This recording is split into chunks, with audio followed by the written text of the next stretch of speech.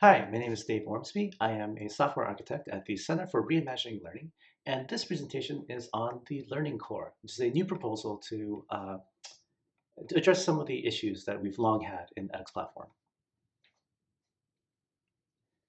So before we start, I just want to give a little bit of a disclaimer here. Uh, Everything that you're about to see is in a early discovery phase, and one of the big motivations for putting together this proposal, putting together this presentation in the first place, is to get feedback. So in terms of where we are in terms of the planning of this, there is no schedule, there is no rollout plan. We are much closer to the guy on the left here than the guy on the right. Okay, so stepping back a little, what are the sort of big picture items that we're trying to address with Learning Core? And the first of those is, writing and maintaining extensions should be easy, pretty straightforward. Also, crafting innovative learning experiences should be possible. Uh, but today they're not. It's actually, you have to overcome quite a few hurdles in order to do that. So what's holding us back? What makes this difficult? So there is the monolith. This edx-platform is a very big piece of code, and it has a lot of craft. And we talk about this a lot, right? Merging contributions is hard. There's edX-specific logic that is baked into edx-platform. Now, edX has been much better about this in recent years, and very consciously kind of tried to decouple it and do it by configuration. But there's a lot of historical baggage, and it's difficult to allocate the time to actually go back and clean all that stuff out for parts that aren't being actively developed. It also assumes large courses. Everything is built around the notion of large courses, which means that certain features are much more difficult to add, and also certain features don't always make sense in other contexts. It has many dependencies. For Python dependencies, there are 362 packages that get pip installed when you install edx-platform. And this all results in slower development. And from the plugin side, doing continuous integration is hard. It's cumbersome. You have to download all of edx-platform off of the Typo master each time, or like it's just it is a lot of trouble to do it. And one of the other things is that plugins often rely on unstable internal APIs. So you want to get enrollment information, or you want to query some student model. And there are things called API.py conventions, but there's no enforcement of any of that. And again, it's difficult to easily test against different versions of the system. So what a lot of people end up doing is they create shims to try to better insulate themselves from when things change from one release to the next. And we complain about this every year, right? This is every single year. There will be at least one of these slides, one of these presentations, and there are probably going to be at least 4 or 5 of these slides. So let's talk a little bit more about the history of this, because I think it's worth tracking this problem over time. So here's the monolith since Eucalyptus and up and through Nutmeg. So Eucalyptus, you see, we were at what, 360,000 lines of code or so far. This is Python code, by the way.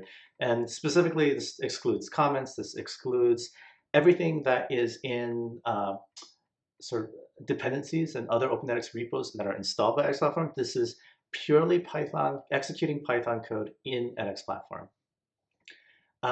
And yeah, so as you see, we started way down here.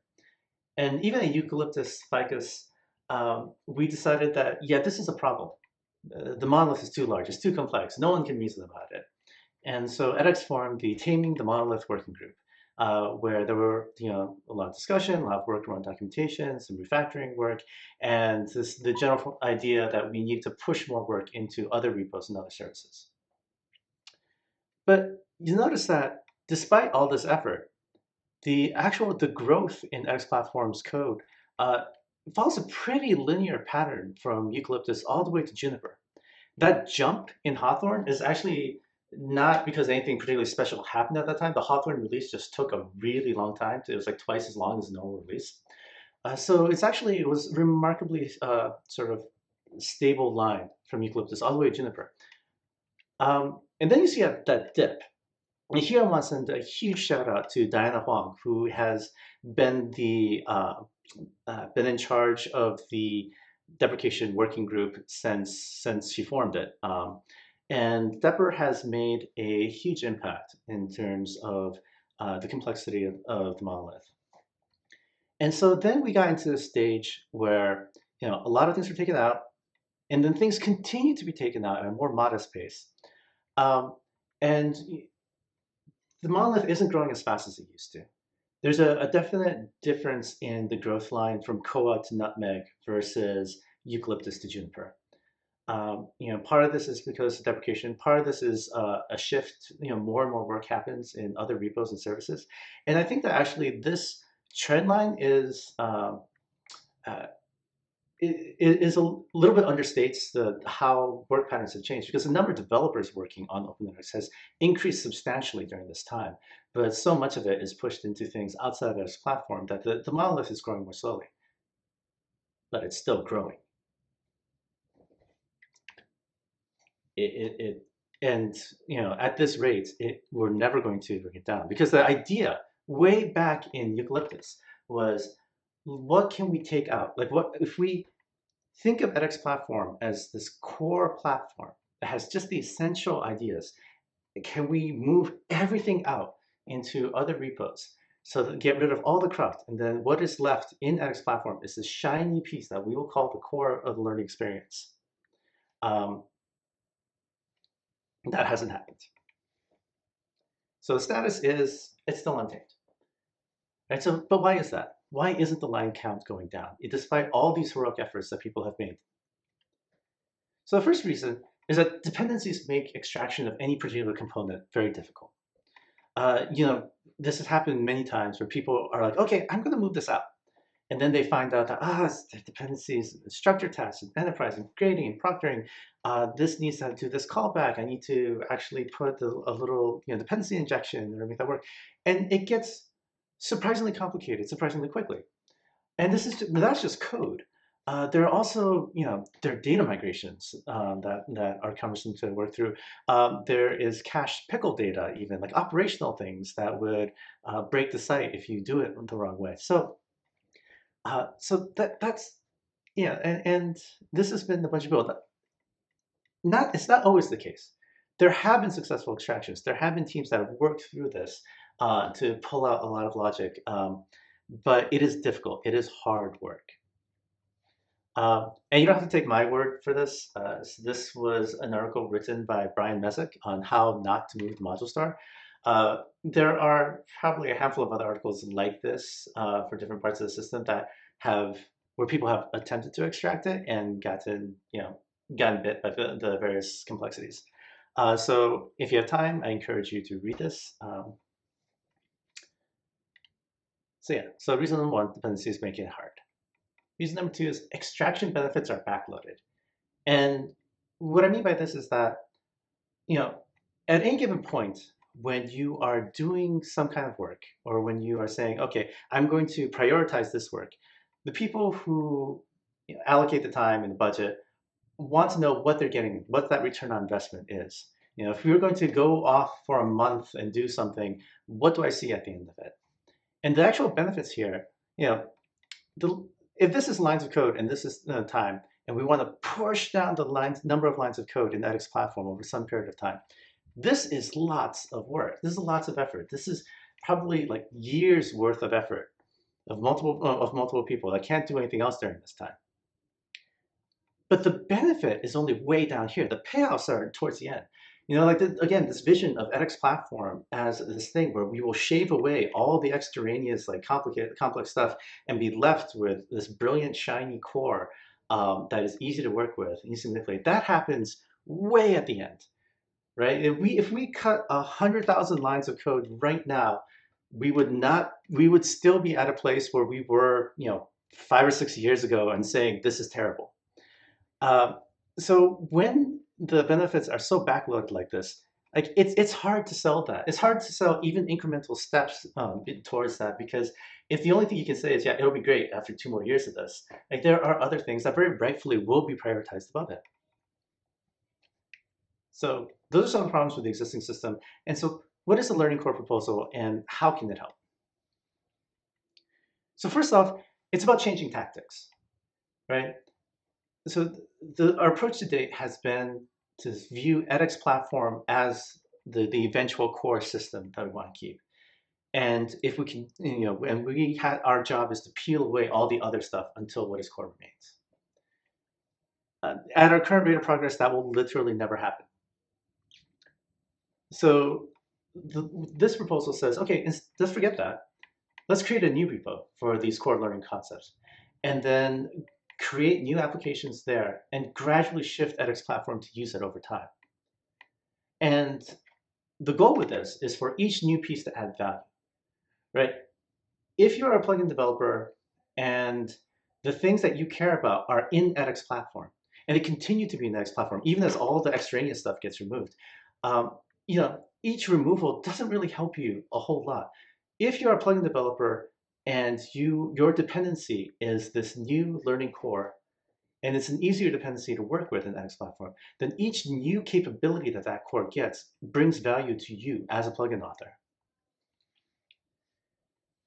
So what kind of value are you talking about? So let's see plugin dependencies today. So your plugin, pretty much right now, when the plugin runs in edx-platform, it kind of looks like this, right? Where your plugin needs to call some set of things from edx-platform. Now, there are a bunch of things that make this better. Events and filters are both significantly help like this need to inject yourself in edx-platform code. But at some point, you still need you'll still often need to query data from edx-platform. Things like, what are the enrollments, or what is this piece of course content about? Where we want to go is instead of calling into different parts of edx-platform that aren't versioned, that aren't necessarily tightly controlled, to actually have a set of stable APIs in the Learning Core.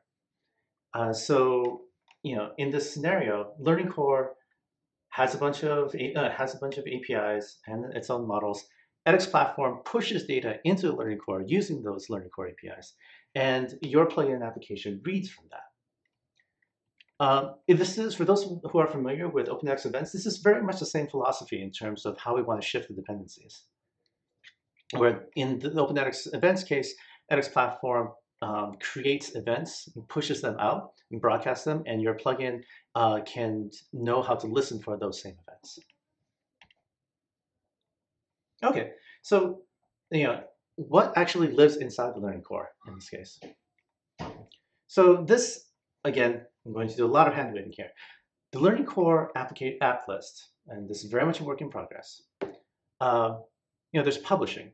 This idea of versioning and mixing content from courses and libraries, knowing that this version is published and this version is a draft.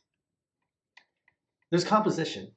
The idea that there's a piece of content, and that content, different students see different permutations of that content. So this is things like, say you have an A/B test, group A, group B, they see different problems. Say you have randomized problems that are borrowed from a content library, and different students see different subsets of those problems. All those things are how we compose a unit for a particular user. This also extends to things like feature-based enrollment, where you might disable certain content types because based on like the type of enrollment they have. Navigation. So things that generate a table of contents, basically how you get from one sequence to another, how these things are collected and composed together, how they are gathered together to form, say, a course. Policy. This is about course settings and feature flags. So if you ever edit the advanced course settings in Studio, you see a bunch of different options. But it's actually more complex than that, because there are options that can be set at the site level. There are policies that can be set at the organization level. There are policies that can be set at an individual course level. And there are policies that can be set at a feature flag level. So for all of those things, actually keeping track of the interactions of those things to figure out what is the setting for this particular course is more complex than you would think. And finally, scheduling. These are things like start and due dates, extensions, and that sort of thing. Honestly, grading, I was tempted to put grading on here, but grading is a whole nother ball, is an incredibly complex system in and of itself, but maybe at some point, some version of grading might be here. And so what do these apps have inside of them? So they'll have public in-process APIs. They're going to follow the practices of OF 49, which, so adders, data structures that get passed back from public API.py files. They're going to have their own data models. But these data models are going to be about lower level concepts, not courses. Like the idea of courses and things that are associated with course, a lot of that is still going to live in edx-platform. A lot of what lives in these systems are going to be things that are operating on like individual blocks of content and units and so forth. There are going to be pluggable interfaces. And in fact, the pluggable interfaces, the way it works is going to be kind of the opposite of how edx-platform works right now. So we'll talk a little bit more about that. But Learning Core apps will have pluggable interfaces, and edx-platform or your plugin code will be implementing those plugins. One goal is to have as few external dependencies as possible, and no dependencies on edx-platform. No hard dependencies on edx-platform, no injectable dependencies on edx-platform, no ability to call methods in edx-platform. The only time Learning Core apps will execute edx-platform code is when edx-platform uses implements one of these pluggable interfaces. No xblocks or xblock runtime. So xblock runtime, xblocks in general, just carry a huge number of dependencies with them. Learning Core apps will have to handle content to be able to support some of the things that xblocks do, but they will not have the code to actually execute or render those blocks inside. Possibly no REST APIs. And this is partly to try to control the complexity, and also because Learning Core, in a lot of cases, is not going to build a complete system, right? And this is something I think is worth emphasizing. The Learning Core apps are not going to be a new LMS. Like, it can't be. It's like the Lego blocks that you might build an LMS out of and on top of, but it's going to carry a lot of those lower level concepts and not a lot of these sort of higher level things over it. And the goal would be for something like edx-platform to be an interesting composition of these primitives that the Learning Core can offer, along with a bunch of other things that edx-platform is just still going to do itself. All right, so what about those dependencies? How does that actually work? So the dependency relationship is going with this. edx-platform will depend on OpenEdX learning. It's going to be an explicit dependency. edx-platform will import apps from OpenEdX learning, and it will make use of those APIs.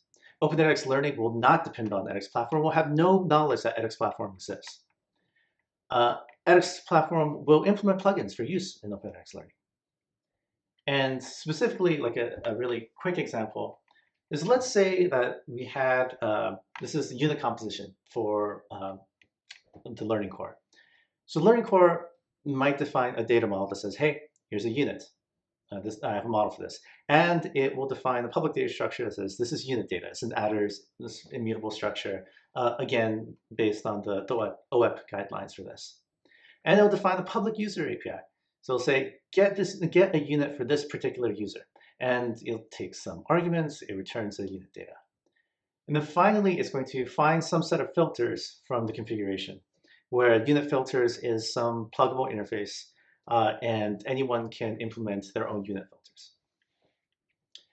Now, edx-platform is going to import from Learning Core, but edx-platform is going to create a class called feature-based enrollment unit filter. And this is a filter that is going to remove certain types of content from a unit unless the user has the proper enrollment type. So let's say that only verified users or only users on a certain enrollment track are supposed to have access to the problem block. So they create the logic for that unit in edx-platform. And that particular filter in edx-platform, might have a bunch of crazy dependencies, right? It'll depend on the XBlock config. It'll depend on enrollment. It might depend on a bunch of other things. But Learning Core doesn't. And we don't need to extract all of these things from edx-platform, untangle, the untangle XBlock config and so forth. No, it's just all those crazy dependencies stay tangled together, but they're in edx-platform. And in Learning Core is insulated from that. And so then, of course, when Learning Core is actually executing the get unit for user, it is going to run Phoebe unit filter as one of its filters. Okay, so we talked about Learning Core is going to have its own data model. But why does it need it? For this, let's turn to the edx-platform database challenge. Question is, how do you write a database query to find the titles of the last 5 problems this student answered? The answer is you can't. Or at least I certainly don't know of a way to do that. And the reason you can't is because content data is mostly stored in MongoDB. That is where you're going to find the title of any piece of content. User state data is stored in MySQL behind the Django ORM. And that is where you're going to find the usage keys, the last 5 problems the student answered.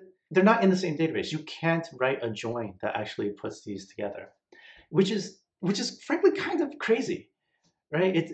We have a really impoverished data model in the ORM because a lot of it just comes over as these big blobs of data from module store, from MongoDB, from S3. So let's think about like how the data flow is going to work. And here in this graph, in these images, all data is going to flow from left to right. So course data starts in Studio. And the Learning Core apps are going to have no impact for how courses or libraries are stored when they're in Studio and being edited on in Studio. Where it is going to impact is what happens when publish happens.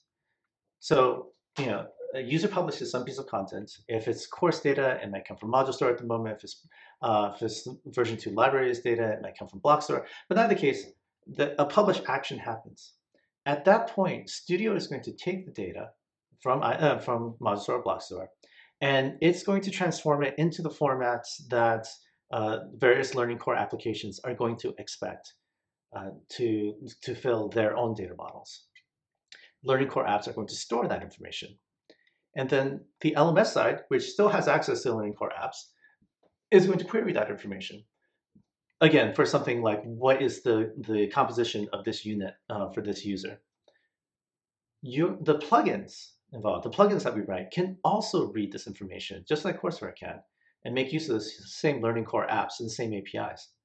And the nice thing about this, as long as we keep our dependencies straight, and we do this right, is that when all of the elements in Studio go away from this picture, when you're just running CI and we're developing our plugins and doing that internal testing, the only dependency we should need are the Learning Core apps. At least this is the goal in the long run.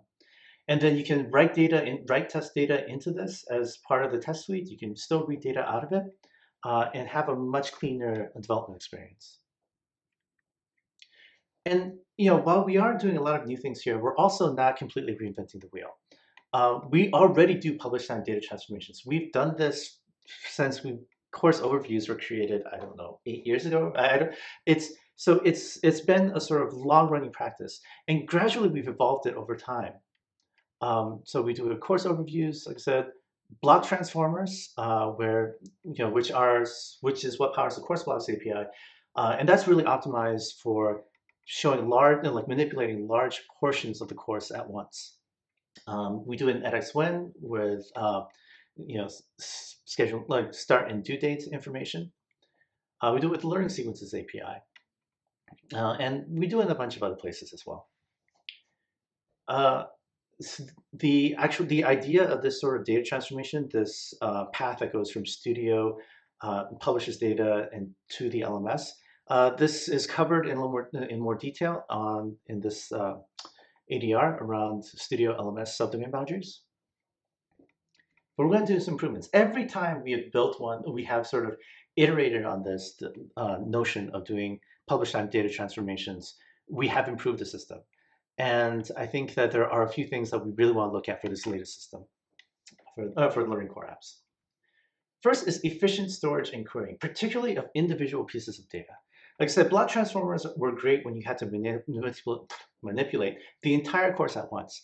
But it's not good for getting the individual units or individual problems. So there is a whole lot we can do to make that more efficient in how we store that information. So much so that I'm actually not going to go into detail on that in this talk, because it's basically in a whole other talk's worth of content. But just suffice to say, there's a lot of discussion around that. Another improvement is version awareness. Another improvement is atomic publishing. So I'll talk about both of those two because I think they have an impact on both plugin development as well as the operational end of things. So I mean by version-aware content data. So right now, let's say a course team creates a piece of amazing content. And this content is stored in the module store. And then we make a Who Likes What app. It's a plugin app. And in this app, we store what users like what content. And so in this case, we store the fact that user Eddie likes amazing content, likes this piece of amazing content. And the way we store that is we have a model. And that model is say there's a user ID, in this case, user 1007. And we store the usage key of the piece of content that they like. And when the appropriate view is run, we print out user Eddie likes amazing content. Now, that user ID is a foreign key to auth user table. And that's fine, right? That's great. And so there you have some integrity guarantees. But the actual link to the content, that's just a string. And we can't make a foreign key across there because that content exists in MongoDB. So when we need to print out user Eddie likes amazing content, we're actually making a call to module store and passing it that usage key, and then waiting for a reply back, which works. It's a little slow, but it works more or less until the course team, for whatever reason, deletes that piece of content. Now we're left with, okay, use this user ID, this usage key, but the moment we try to actually look up that usage key, our app explodes. In fact, I have actually a whole lightning talk on how on the different ways you can handle this in your code so that you don't explode. But this trips up a lot of people, and if you don't handle it explicitly, it'll result in server errors. But we can do better than this. Right, we can make a content model that is basically, this is the last published version of this piece of content, and is it live? Is it currently live or not? There are primitives and there are abstractions that we can give to plugin developers to make it so that this type of error just doesn't happen, so they don't have to think about content changing out from under them. So another thing is atomic publishing. All right. Right now, when the course is published, it doesn't actually happen all at once. Or at least the content of it, the thing that will render in the X block, that happens atomically. But then the moment that happens, a course publish signal is shot out, and it goes to a bunch of other systems that all spin up celery tasks in order to update their own data, what the latest version, published version of the course is. And these things take different lengths of time to run. So for instance, let's say we have this latest course published. And the course published, takes a few seconds. Its celery task takes a few seconds. These are all running in parallel, by the way. That's not so bad. Yeah.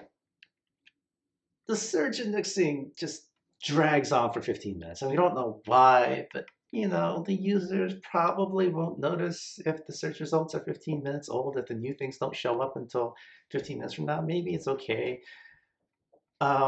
And then the block transformers comes along, and its celery task runs into something completely unexpected, and it just dies. So now you're in a state where you're in this weird mixed publish state where part of the course experience is in the latest version of your course, but part of the course experience is stuck in some earlier version of your course. So in this particular case, you might see things like the mobile API returns you old data, or your course outline isn't rendering correctly, even though that you see that the change is there, both in Studio and when you actually render the problem in the XBlock coursework view. So this is the phenomena that causes this. And right now, not only is there not good handling for um, making sure that we're always on a consistent version, there's also really no notification that we've started to drift. So you'll get courses, that will end up in this sort of mixed state without even knowing that it's happening.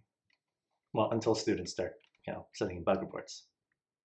So, what I've talked about so far has been talking about how we want to improve the data models for use in the edx-platform, how this might drive down the complexity of the system and so forth. But how does this drive innovation?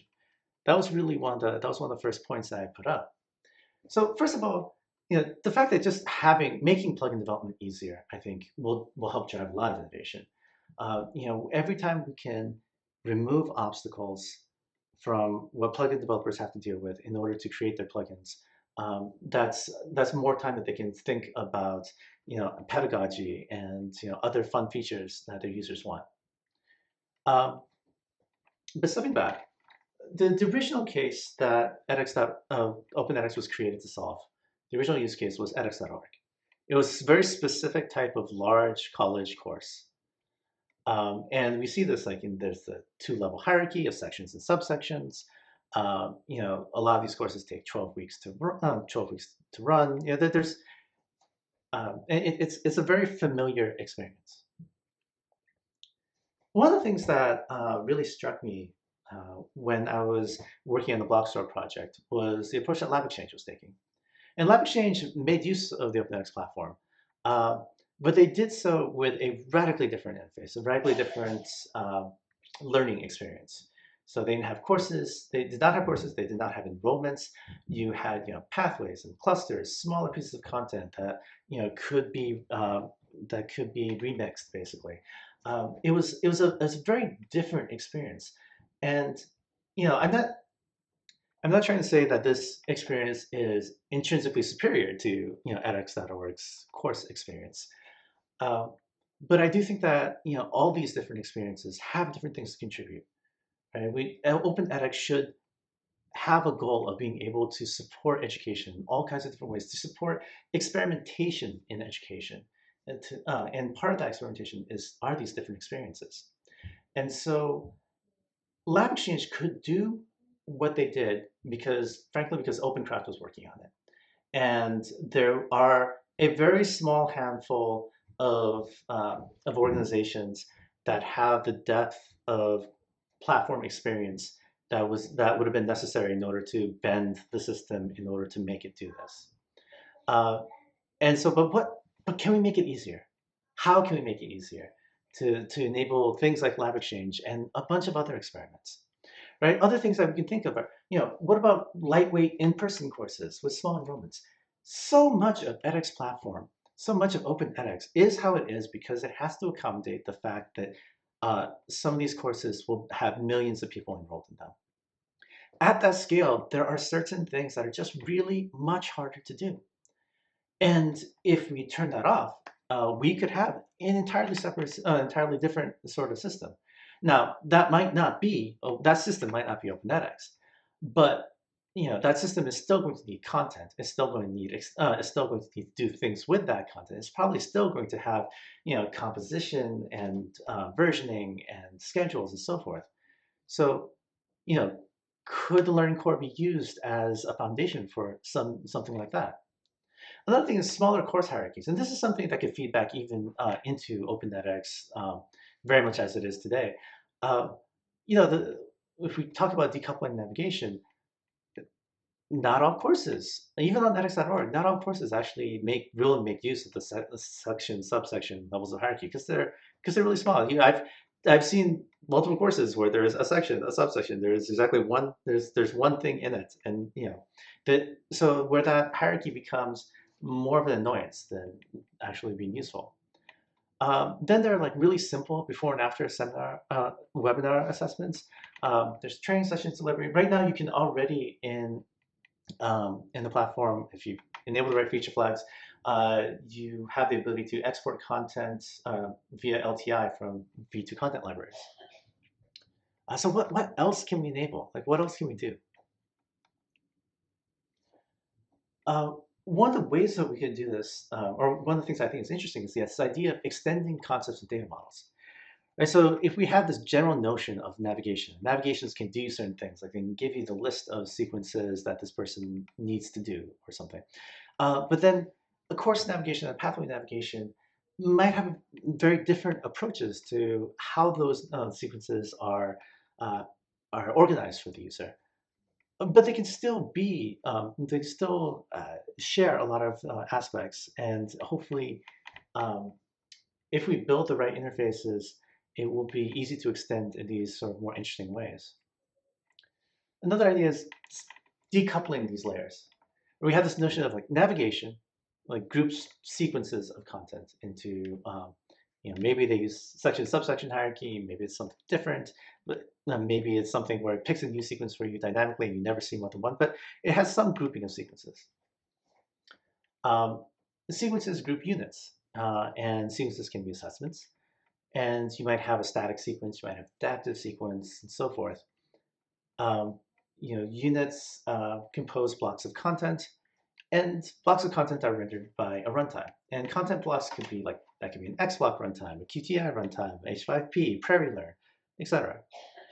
And I think it would be a really interesting thing if we could make the system such that these different layers are composable with each other. Right? If you could have a course navigation that knows it has a bunch of sequences, and it can have static sequences and adaptive sequences, or whatever, anything that implements a certain sequence, base sequence model and base sequence metadata and some interface.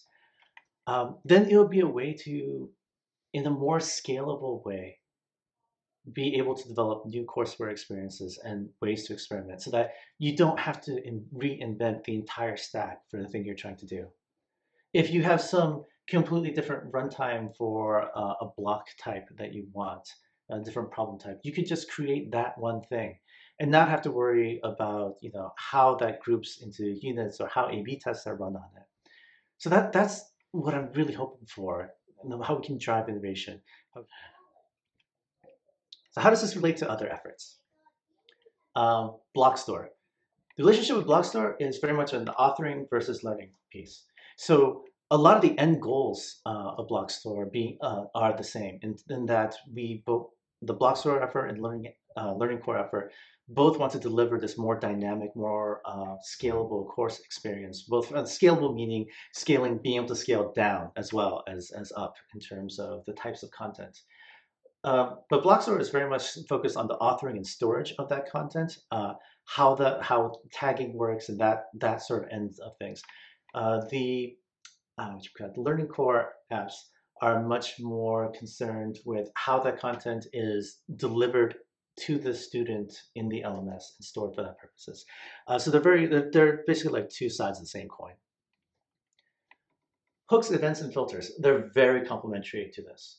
So events and filters are ways that plugins can interact with in a more stable way with edx-platform. Events lets your plugin listen to specific things that happen and react to them, like someone has enrolled in this course. Filters allows plugins to alter the control flow for particular actions. So for instance, we can do something during the registration process and like add our own data there.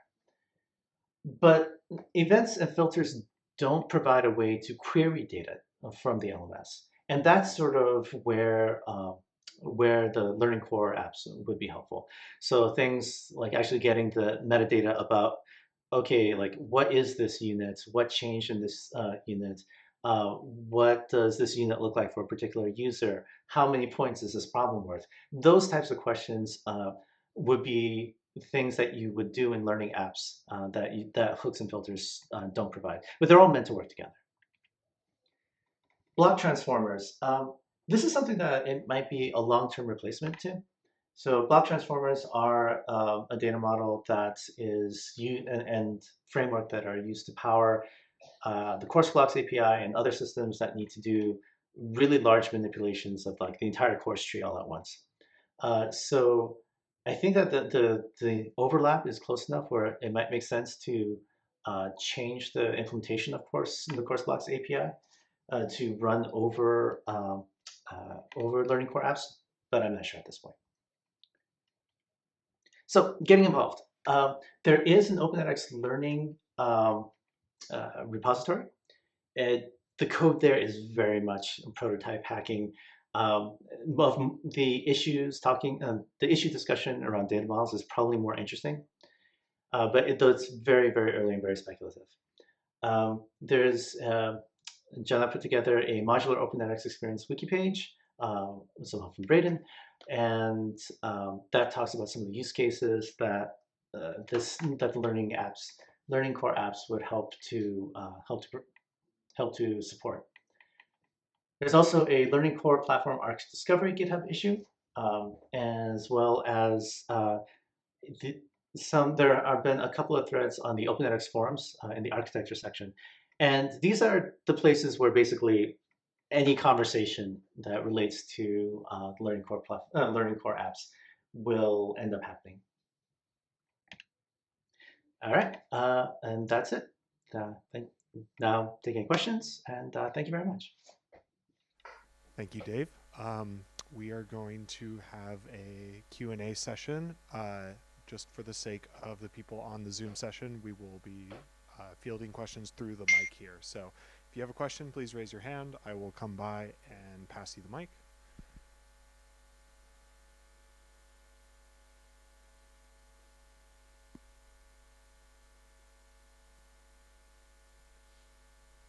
Anyone at all?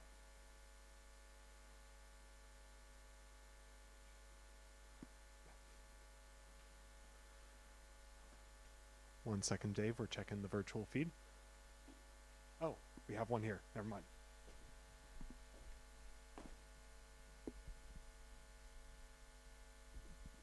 Hi, Dave. So thanks for the presentation. And this sounds to me very much like what we at some point talked about, having stable APIs that would let plugins call into this. So this would actually completely remove the need for those stable APIs because Learning Core would make the stable APIs, right? Yeah, so I think that there's a lot of overlap with that.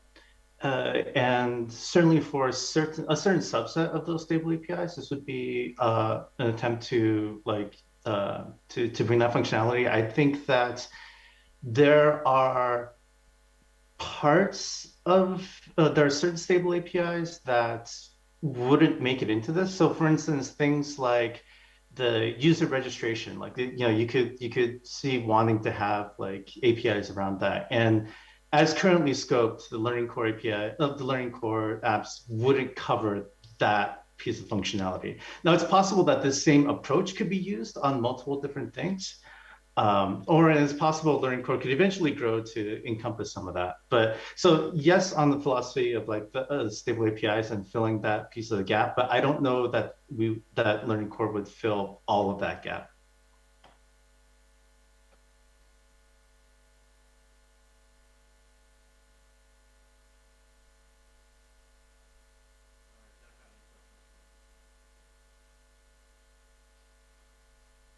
Great. Well, if that's it.